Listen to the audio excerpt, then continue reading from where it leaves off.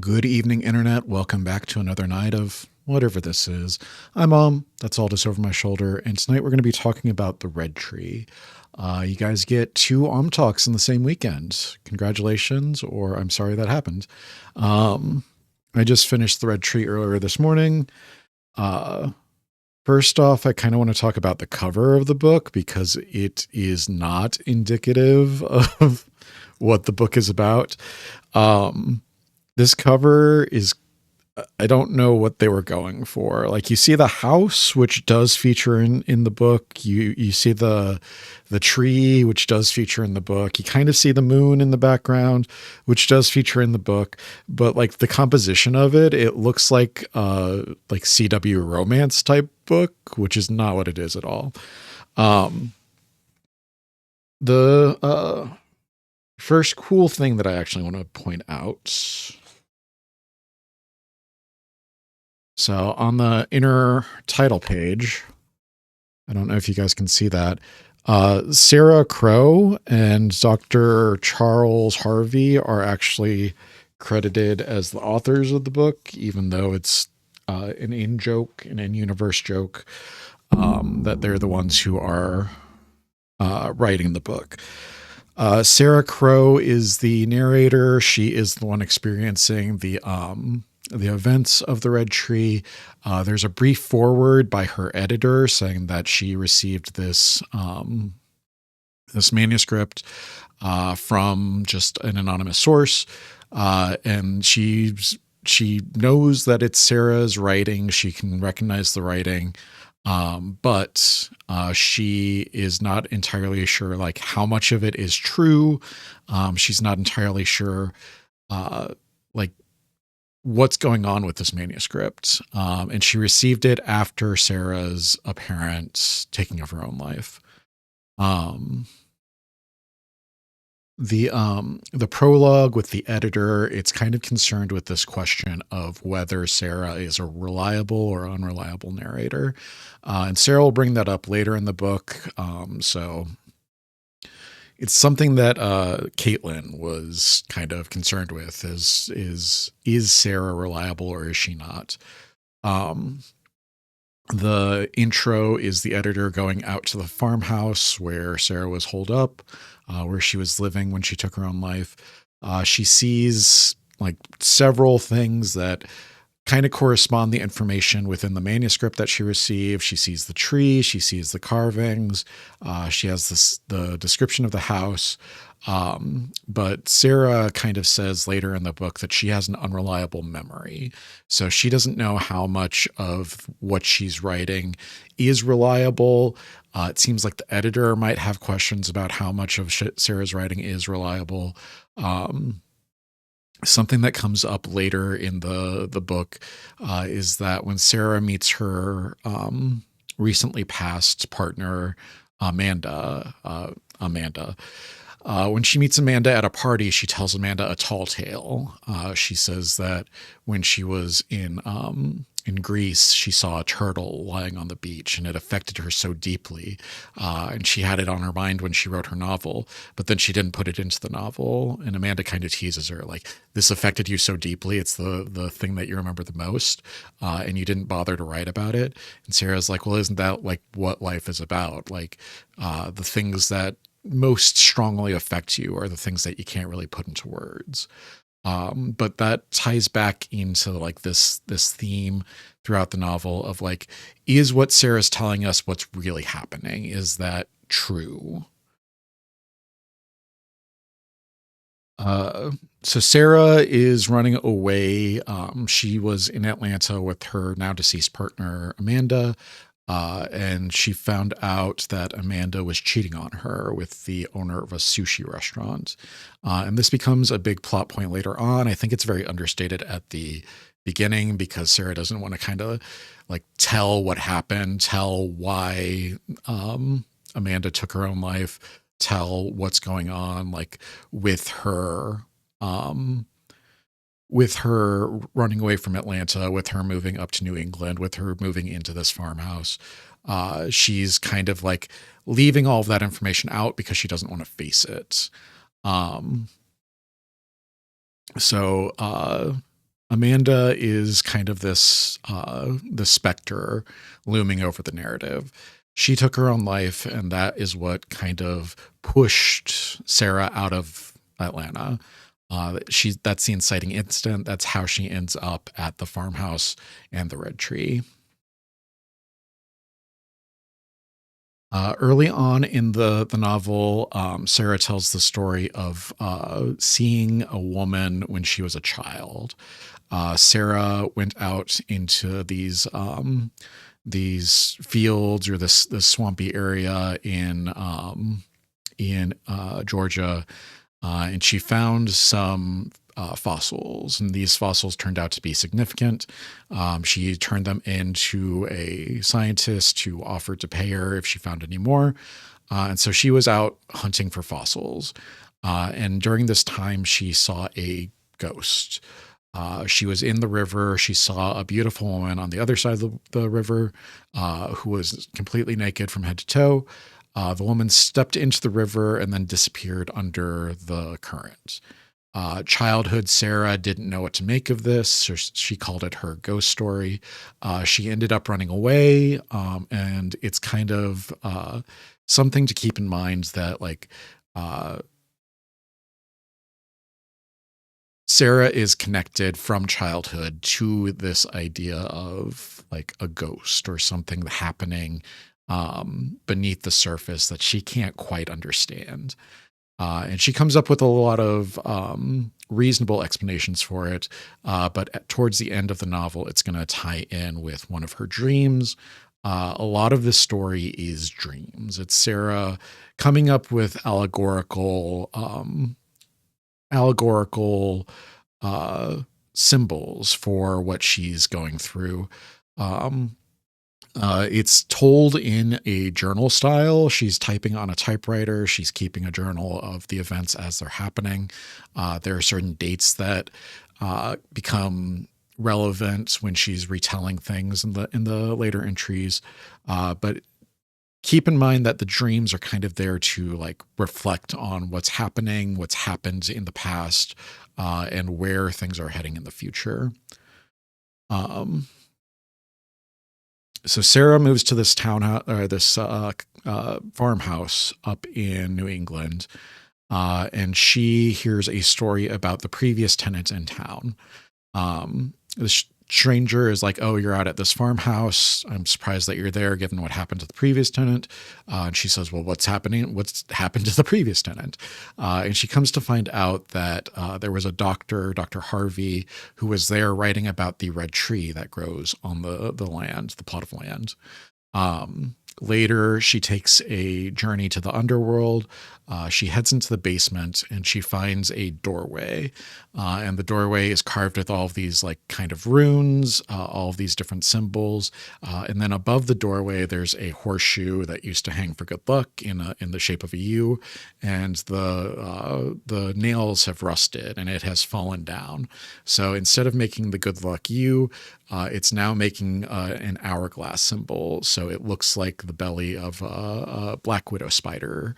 And I thought that was interesting because she has this habit throughout the novel of seeing something that is a clear warning sign, and then she ignores it and she presses on anyway. She tells the story of when her and Amanda are in England and they find this tunnel, and Amanda wants to go explore the tunnel, but Sarah is too scared to go into the tunnel.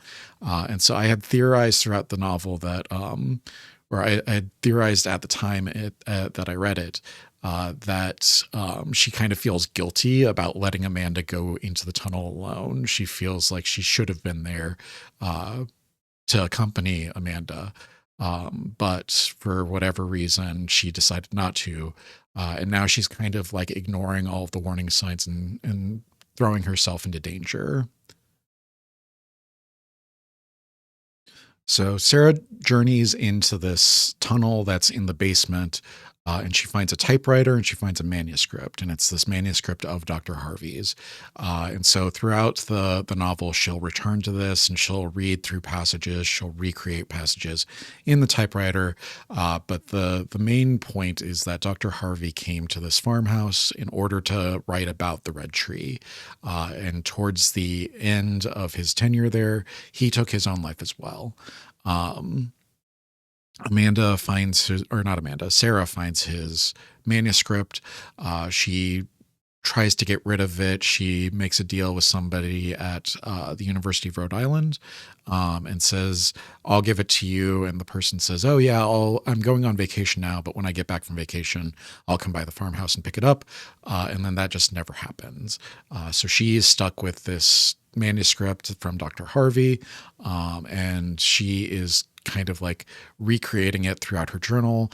Anytime a question comes up about like what relevance does this have, she'll usually find some reference to it in Dr. Harvey's manuscript. And so we've kind of got this like second and third and fourth hand accounts.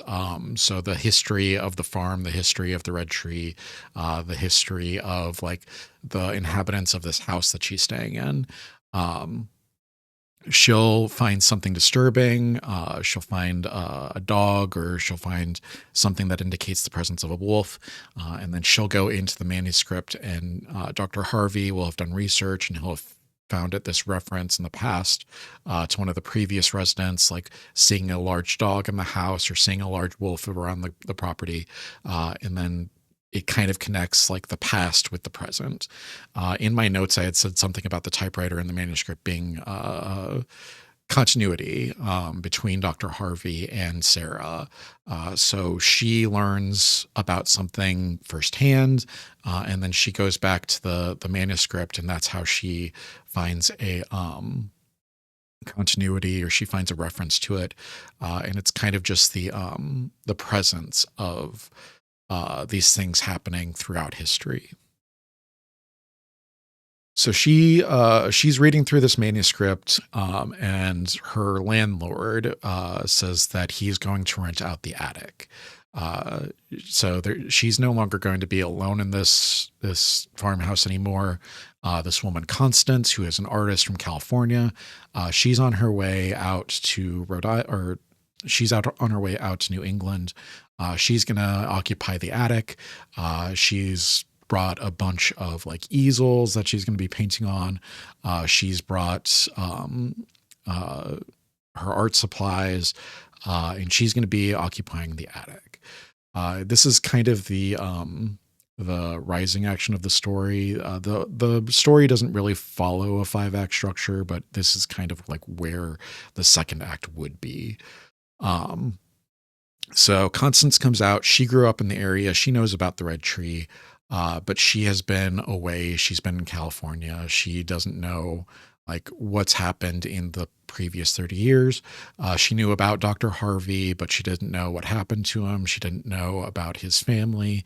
It's kind of that thing about like small towns where, oh yeah, I'm aware of this guy, Alex. I've never met him, but I know that Alex exists. Like one of my friends is friends with Alex. One of my cousins, like dated Alex way back in the past. I've never met Alex, but I'm aware of who Alex is. And that's the same kind of dynamic that's kind of that Constance is embracing here. So she has her own ghost story. Sarah has the ghost story about the woman in the river. Constance has the story about time travel. She was out at these rock faces in rural New England, and she saw a woman in an old Victorian style dress holding an old like pistol in her hand, and the woman was going to take her own life. But Constance said, "Hey, maybe think it over." I forget exactly what she said, but she was like, "Maybe think it over." Like, not really a good idea or whatever. And then the woman stopped herself, And then later, Constance was reading in a book in the library, and she found this ghost story of a woman whose husband had cheated on her. And she went out to the cliff face to take her own life. And she saw a woman in a strange clothes, and she said the same words that Constance had said in her story. So there's this time travel thing happening where Constance appeared as a ghost to this woman in 1914, I think. And this woman in 1914 appeared as a ghost to Constance. And then they both like disappeared from each other's reality. So Constance has this theory that there's reality warping, that if you have strong emotions, you can kind of warp reality, you can kind of warp time around you. And this kind of plays into the future, but it's also just a theory. So after Constance tells the story of reality warping around people with strong emotions, they decide that they're going to go take a picnic out at this red tree. Sarah, early in the novel, she is able to go out to the red tree. She sees it, just appears to be a red tree to her. But when her and Constance try to go together, they discover that they can't get close to the tree. They walk for over an hour. It's only 100 yards out in the backyard. And they walk for over an hour and never get closer to it. So they turn around and try to go back, and they walk for over an hour, and they can't get back to the house either. So there's this spatial warping between the house and the tree. And Constance, when she gets scared, when she's like, this is wrong, this shouldn't be happening, she asks, why doesn't the tree want me to see it? And this will be important later in the book. These are kind of like setting up things. A lot of the first half of the book is just setting up things that are going to be paid off later. It's very backloaded. So if you haven't read it, if you're watching this fresh, keep in mind that like a lot of the stuff that it's setting up in the first half does get like very well paid off in the second half.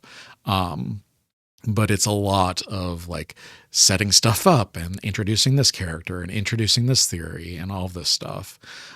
There's also another dream. Sarah imagines Constance, but Constance is talking to her as Amanda. This recurs throughout the novel. Constance is an artist. Amanda was an artist. Constance is a painter. Amanda used photos. She did photo collages to kind of create these chimeras. And a lot of her customers were these people who would want to see, like, I want to see a griffin. I want to see what a griffin would look like. And so she would take different photos and Photoshop them together basically to create this griffin. And then another one would be like, well, I want to see a werewolf, but I want to see a werewolf that's engaged in coitus with a human. And so she would take these different photos and she would manipulate them together until there was a werewolf having sex with a human. So Constance and Amanda are both artists. They have different visual mediums, but they're both visual artists. Constance kind of bothers Sarah about Amanda at several points throughout the story. She wants to know what happened with Sarah. She wants to know how does Sarah feel about Amanda? There's this continuity between Constance and Amanda. So keep that in mind because it comes back later. But Sarah has this dream about Constance, and Constance is talking to her as Amanda. There's some kind of cosmic transference going on between Amanda and Constance is what I wrote down in my notes. I wrote down at this point that the woman at the gas station sees Constance, so it's not likely that Constance is a ghost or an imaginary friend. Put a pin in that because that does come back at the end of the book. There was a continuity error that I noticed at this point. It's again a transference from Constance or from Amanda to Constance. Amanda was great at finding four-leaf clovers. Sarah says that she sucks at finding four-leaf clovers. And then Constance is out on the porch and she's looking up at the sky. She's trying to find shooting stars. Sarah comes out to bother her. She's like, "What are you doing?" Constance is like, "I'm looking for shooting stars, but I'm not very good at finding them." At this point, Constance asks Sarah if she'd like to come up to her room, and Sarah says she would. And then Constance says something about how she's better at handling rejection than finding four-leaf clovers. But Constance wasn't involved in the conversation about finding four-leaf clovers. That was all about Amanda and Sarah. So again, there's this continuity error, but it could be intentional. It could be about this transference between Amanda and Constance. There's a manuscript or there's a draft for a short story here that Sarah doesn't remember writing, but it's clearly her writing. It's the story Pony. This is a little bit of payoff for the chimeras that Amanda created. In the story, there's a Sarah analog and there's an Amanda analog. Sarah in the story is the painter, and then Amanda in the story is the writer. So they've kind of switched places, but they go out one night and they're climbing over this stone wall into a field that they're not supposed to be in. And they see this woman who appears to be part pony. And so it's a chimera of a woman and a pony. And they both think that she's beautiful. She's naked. Again, for some reason, every ghost in the story is naked. They see this human pony chimera and it deeply affects them. They both want to forget about it, but they can't. It kind of infects their minds. This image of the pony woman. And so the Sarah analog in the story, she creates paintings of the chimeras and then she hides them because she doesn't want them to be something that affects her life. She doesn't want them to be something that the Amanda analog finds. And then the Amanda analog, she ends up cheating on the Sarah analog with a writing instructor from the city. She goes away for a retreat and then she comes back. She's got this woman with her. The woman is dressed as a writing instructor.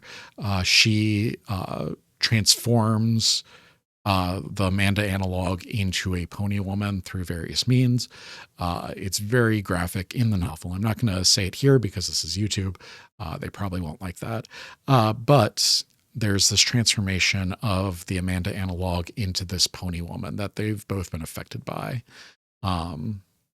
So the real Sarah, not the analog Sarah, goes back to Dr. Harvey's manuscript, and she finds a reference to werewolves in the manuscript. In the past, there have been different sightings of these dogs, of these wolves, of these creatures. And Dr. Harvey kind of obsesses about them in his manuscript for a little while. Apparently, there's a history of wolf people or wolf chimeras around the Red Tree. Constance at this point seems to see a coyote or maybe a wolf around the house. And so there's this continuity again between what Dr. Harvey is writing about, what Sarah is seeing, and what Constance is kind of bringing to the surface. After this is the story of Only. I kind of felt like this was out of place when it appeared in the novel. I understand why it's there, but it doesn't have the same kind of flow as the other stories do. So Only was a serial killer who lived at this farmhouse around the Red Tree. Only's story is that he his girlfriend, I can't remember her name. One second. So Only falls in love with a girl named Bettina, and she takes her own life on Christmas Day. So we have this continuity from Dr. Harvey and Amanda and Sarah of this this theme of people taking their own lives. only wanting to get away, moves to this house in the middle of New England, where he is haunted by this red tree. He has visions of wolf people that are telling him that he needs to offer up sacrifices to the red tree. And so he goes out and he starts taking the lives of people in towns around the area, but not in the area. And then he buries them around the red tree in order to kind of save Bettina's soul. So these wolf people who dance in this cavern beneath the red tree, they promise him that if he gives them enough sacrifices, they'll return Bettina to him. But the more that he does this, the less it seems likely that Bettina is going to return to him. She mentions that they have been forcing her to eat the flesh that he's providing. So she's now a cannibal. She is turning into one of these wolf people. It's a bit out of place because we haven't seen that from Dr. Harvey and we haven't seen that from Sarah.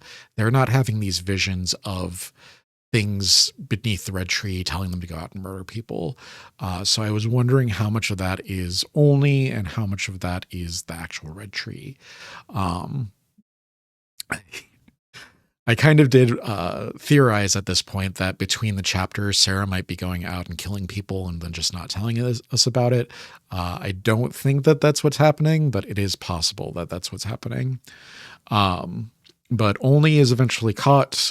He draws a map. He says, Bettina is the reason why I did all of this. I'm not a murderer. I'm not I don't take any pleasure from this. This is all in service of freeing Bettina from these wolf-like demons, these dire creatures that live beneath the tree.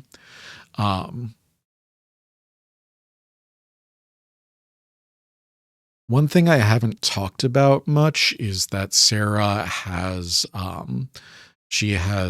seizures. She has some kind of seizure disorder, and while she's reading the story, she has a seizure, and she starts to suffer from aphasia, and she uses the wrong form of here to your until the passage comes to a very abrupt end. So she's writing as she's having the seizure, and she eventually falls out and lands on the floor. This disturbs Constance. She is very concerned. What do I do if I see you having a seizure? What's the best thing that I can do for you? And Sarah eventually gives her advice, which makes her a little bit more confident. But earlier in the novel, Sarah compares this seizure disorder to kind of madness. She can't remember things very well, not as well as she used to because of the seizure disorder. She's been taking her medication, but it seems to be wearing off, or she's developing a resistance to it. She takes Ambien to try to sleep, but it doesn't work. She's up all night. There's a bunch of different stuff that's happening with the seizure disorder, and she doesn't feel like she's very safe in the farmhouse. And the fear might be what's causing the seizure to happen, what's causing the sleepless nights to happen, things like that. She also compares it to the tarantella at one point. The tarantella is the dance that South American people would do under Spanish colonizers, where they would claim that they were bitten by a tarantula and they had to dance in order to get the venom out. And that was how they maintained their dances even under Spanish colonization. And so the tarantella was this idea that if you were bitten by a tarantula, you had to dance. That was the only thing that you can do. And I think, I'm not sure what my thoughts are about that part.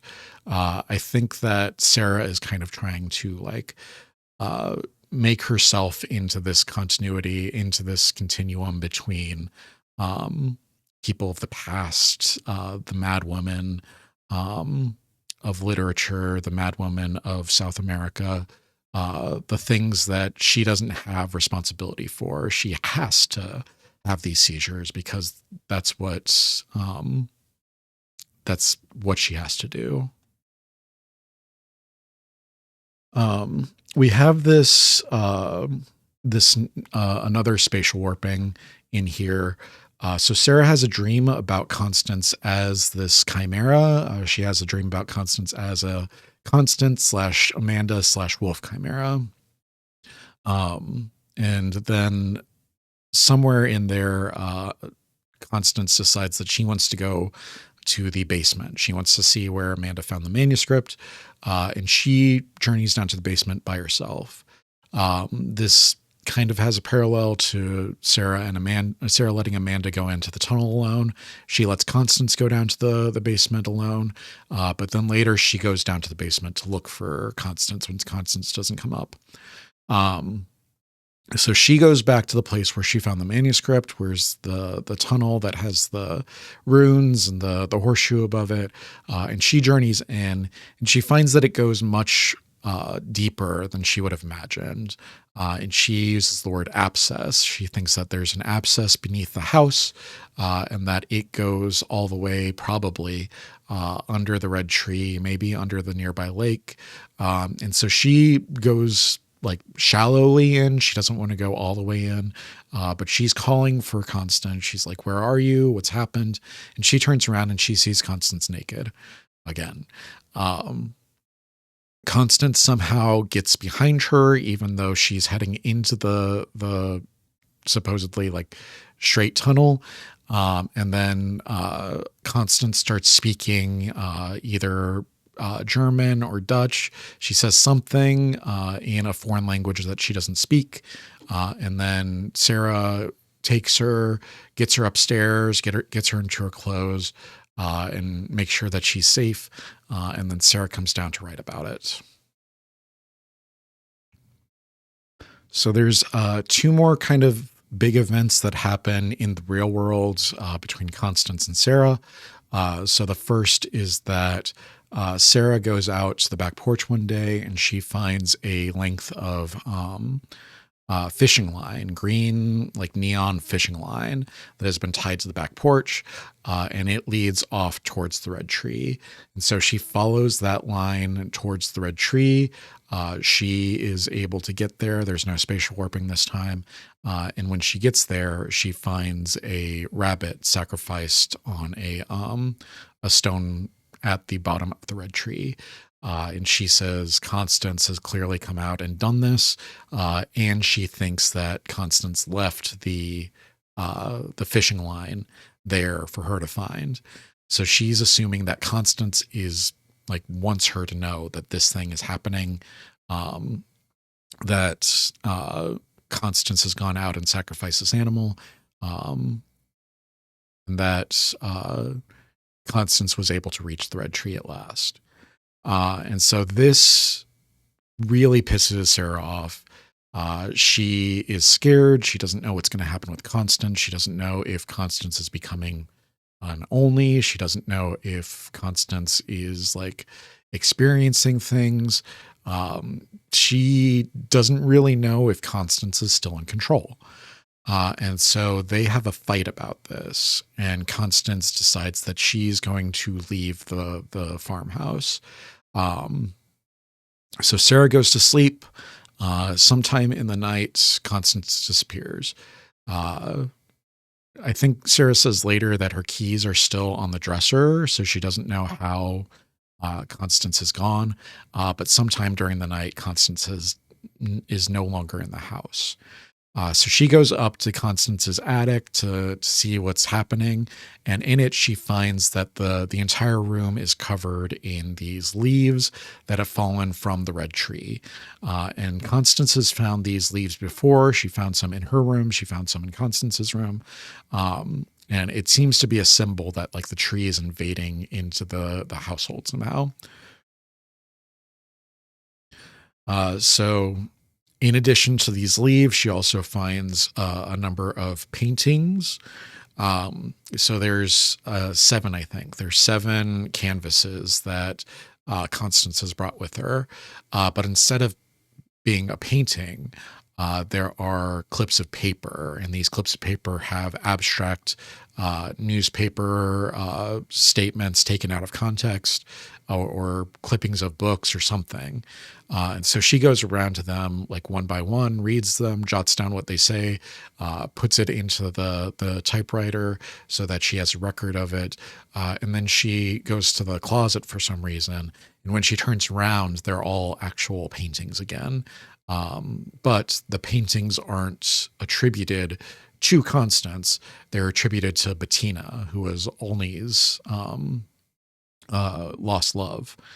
And so there's this weird continuity between Bettina and Constance as well. So it seems to be Bettina and Amanda and Constance are somehow sharing the same continuity between them of like lost loves, art,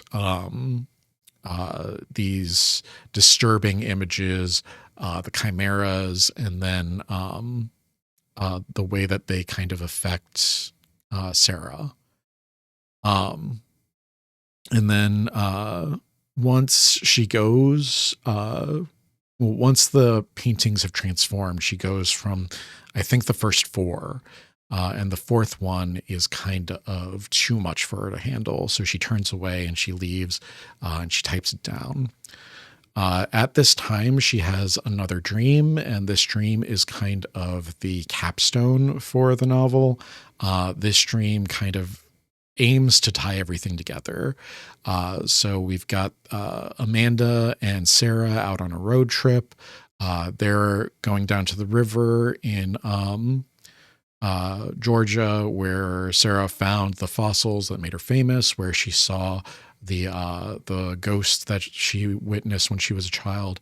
And she's excitedly telling Amanda about all of this stuff. And Amanda says, "Hey, you're not paying attention." And when Sarah looks around, they're no longer in Georgia. They're up in New England again. And they are at the stone quarry that was flooded to make the lake near the house. And she sees a creature crawl out of this lake. And the creature is covered in this black digestive fluid that is torturing it. And Sarah turns to Amanda, and says, "You don't want to see this." And Amanda, somehow like reading the words as they're written, says, "Hey, that's not my name." And Sarah says, "No, but it's what I refer to you in your books, or in my books. That's how I refer to you. So that's how I write about you."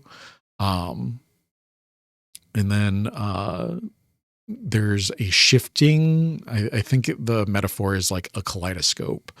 There's a shifting, and the world is like rearranged. And then Sarah is sitting with Constance in her bedroom again. And Constance gives her a key, something to unlock the door. This is where we find out that the red tree is some kind of cosmic door. And then Sarah witnesses from this bedroom these wolf creatures in a dance around the tree. And she notices all of this stuff that she's read about in Harvey's manuscript. She notices that there are sacrifices on the altar at the bottom of the tree. Sarah gives her the key to unlock the tree, and then the dream ends. So all of the stuff that has been set up through the novel kind of comes to a close in this dream. Sarah wakes up from the dream. She finds that the house is empty. Constance isn't there. She decides that she can no longer stay in the house. And so it seems like she might be getting ready to leave the house. She keeps saying that she's going to wait for Constance a little bit longer. And then the story ends. We know that she went out to the tree to take her own life. But she, at the point of writing the end of it, she doesn't know that.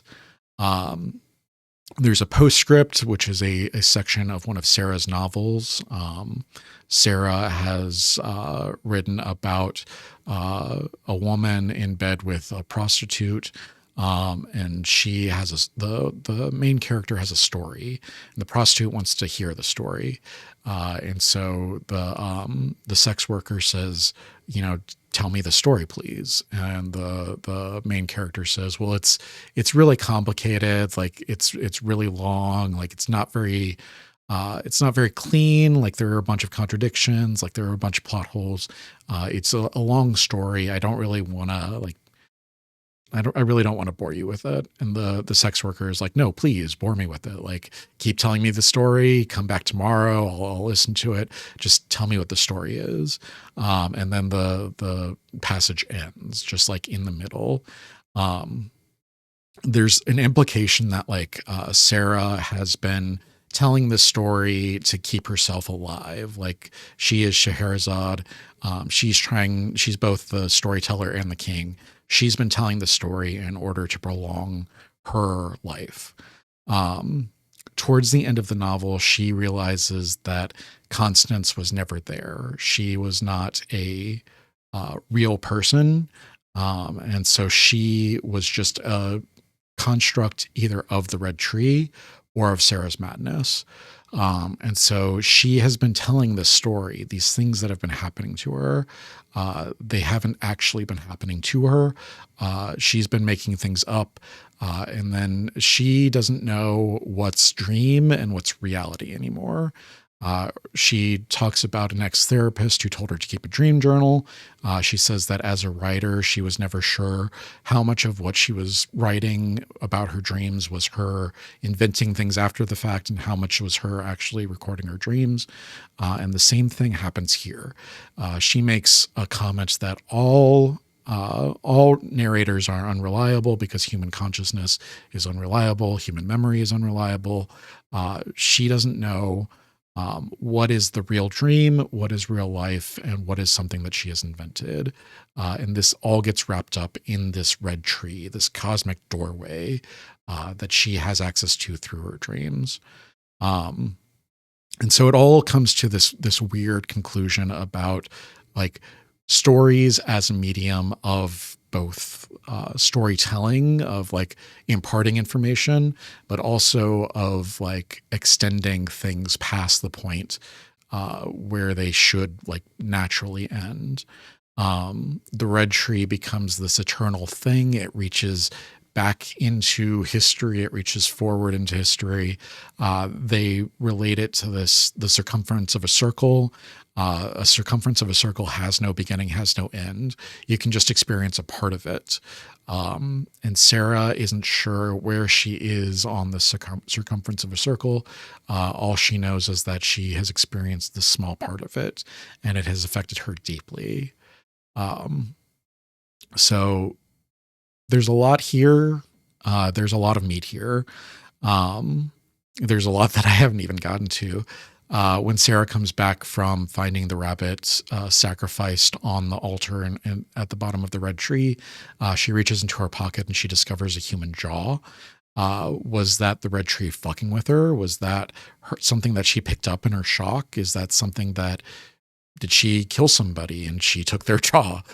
Is it something that only left behind? There are a lot of unanswered questions, and the novel doesn't really seem interested in like answering everything in the same way that a Twin Peaks might leave unanswered questions, or John Carpenter film might leave loose threads intentionally. There's a lot that is meant to kind of remain open-ended. How much of it is Sarah? How much of it is this actual cosmic doorway? How much of it is real life? How much of it is dream? There's no clear delineated answer. And so at the end, we don't really know what is real, what is not real. Is Sarah a reliable narrator? Is she not a reliable narrator? There are a lot of things that can be corroborated by the editor, and there's a lot of stuff that can't be corroborated by anybody because Sarah's experiences were deeply personal to her. Um, so yeah. Uh, After that, um, I want to tell you guys that you can also join the book club if you are interested in reading about these. If you are interested in experiencing these books alongside me, if you would like to vote on books, if you would like to vote on what we want to read next, you've got until Wednesday. Is Wednesday the 1st? I believe Wednesday is the 1st.